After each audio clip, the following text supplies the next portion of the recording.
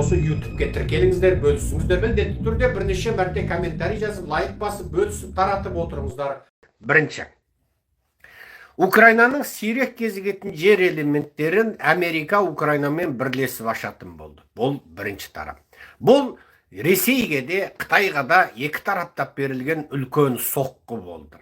Себебі Ресейдің өзінде де сирек кезігетін жер элементтері дейтін бұл элементтер бар еді. Ал бүкіл дүние жүзіндегі сирек жер элементтерінің 99%-ын Қытай өңдейтұғын. Қытай бүкіл дүние жүзінің сирек жер элементтерінің 70%-ын өндіреді. Бірақ шетелде өндірілген рудаларды Қытайға тасып әкеліп, өңдегенмен қосқанда бүкіл жер бетіндегі сирек жер элементтерінің 99%-ы Қытайдан шығатұғын. Енді Украинаның сирек жер элементтерін Америка меңгереді деген сөз Ресейде, тіпті бүкіл дүние жүзінің сирек жер элементтерін нарығын меңгеріп отырған Қытайда аузы аңқайып далада қалды деген сөз. Енді Америка Украина жеріндегі қуаты аса мол, көлемі аса үлкен сирек жер элементтерін өзі қазады. Бұл бір. Екіншіден, жұрттың бәрі біледі, бұл сирек жер элементтерін неге Қытай көп қазады, неге Америка, Еуропа қазбайды, неге Қазақстан қазбайды, неге Ресей қазбайды, неге Украина қазбайды дейтін әңгіме бар. Бұл енді бастауыштық сауат, қысқаша түсіндіре кетейік. Бұл сирек жер элементтерін қазу экологияны аса былғайтын шаруа. Себебі сіз 100 тонна топырақты руданы қопарып, соның ішінен 100 грамм зат аласыз. Образдап, қазақша түсіндіріп айтқанда бұл сондай. Сондықтан бұны ашу экологияға әкелетін шығыны өте үлкен. Бірақ адамдар бұл заттарға зәру болғандықтан, бұл заттар басы ұялы телефоннан, компьютердің мониторынан, процессорынан бастап, әуеде ұшып бара жатқан ракета зымырандар, қанатты зымырандар, тіпті спутниктерге дейін бұл зат қолданылатын болғандықтан, адамзат бұған зәру. Ал сондықтан бұның шығыны қанша болғанына қарамай, Қытай өндіреді. Қытайға экология керек емес, Қытайға геосаясат керек, Қытайға өзінің халқының қырылғаны, суының, ауасының, топырағының ластанғаны керек емес, бүгінгі қалтасының қампайғаны, бүгінгі саяси арам мақсатына жеткені ғана керек. Соныменен Қытай өндіріп отырады. Негізі бұл элемент Еуропаңда да, Америкаңда да бар. Бірақ олар өз жерінен топырақты руданы қазып алып, айналасын былғамай, тіпті өндірісті де ашпай, сол топырақты руданы Қытайға тасып апарып, Қытайда өңдетіп алып келіп жүрді.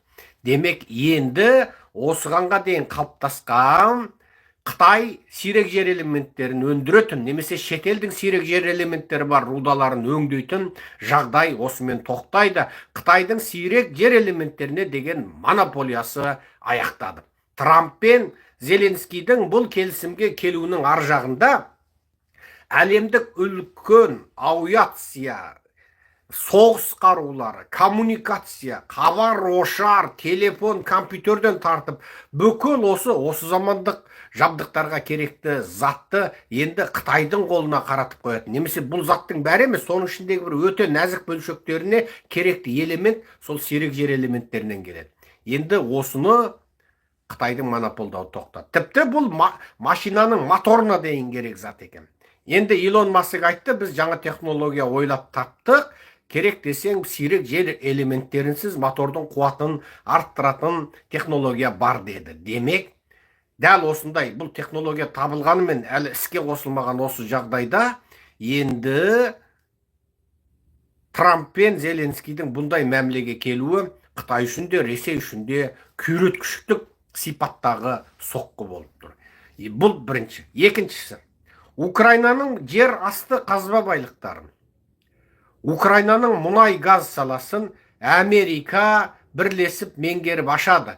Және Украинаның жер асты қазба байлықтарын меңгеру туралы Американың жаңағы алдыңғы кезекте құқы болады деді. Яғни Франция, Германия, Англия, немесе Қытай, немесе кез келген басқа ел, немесе кез келген басқа инвесторлар, халықаралық корпорациялар Украина жеріндегі жер асты байлығы, ішінде мұнай газы бар, меңгереміз деп, жаңағы тура бір кен орнын ашамыз дейтін болса, Украина бірінші кезекте Америкамен ақылдасады. Берейін бе, бермейін бе? Егер сен ашсаң сенікі, егер сен алмайым десең, сен алмайым дегесін барып басқаларға беремін дейді. Демек, бұл деген сөз Украина басы бүтін Америкамен одақ болды. Üçüncüsü, Ukraynаны дамыту, гүлдендіру қорының 50-50 статусы. Бұл осы уақытқа дейін Америка өте өзімшілдік жасап келе жатыр. Украина менен екі жақтағы келісімде Американың талабы аса ауыр, аса жоғары, тіпті Украинаға мүмкіндік қалдырмады дейтін сөздің бәрін осы 50-50 тастай қылды. Себебі 50 айтты. Украинаны дамыту, соғыстан кейінгі гүлдендіруге керекті бүкіл қаражатты Америка менен Украина 50-50 басқарады және шығарады. Бітті. Табыс 50-50 болады. Енді осы барлық нәрселерді айта отыра бір нәрсені сезуге болады.